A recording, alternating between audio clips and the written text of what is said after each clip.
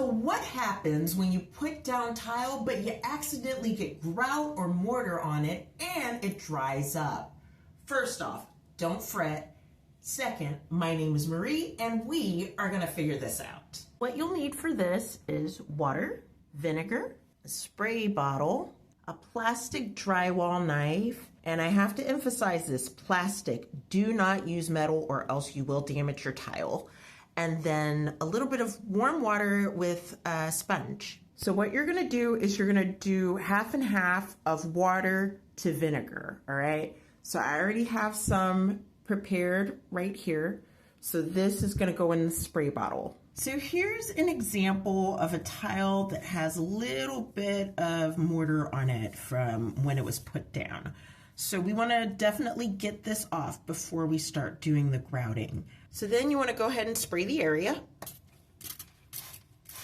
And now we're gonna let it set. So basically you want that substance to set for about 5 to 10 minutes. That gives it the opportunity to break down the chemicals that's in that so that you can start scraping that up.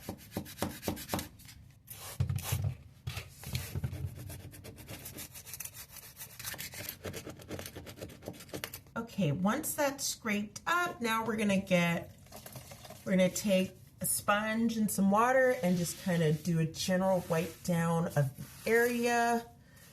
And that should scrape up with the back any remaining smaller pieces that might be there.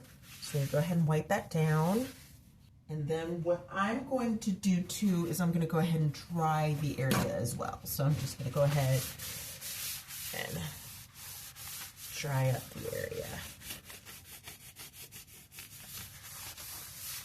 Completely cleared up. Thank you so much for tuning in today. Be sure to subscribe, be sure to like us, follow us, make sure to get all the latest updates because we are trying to provide as much material for you guys as possible.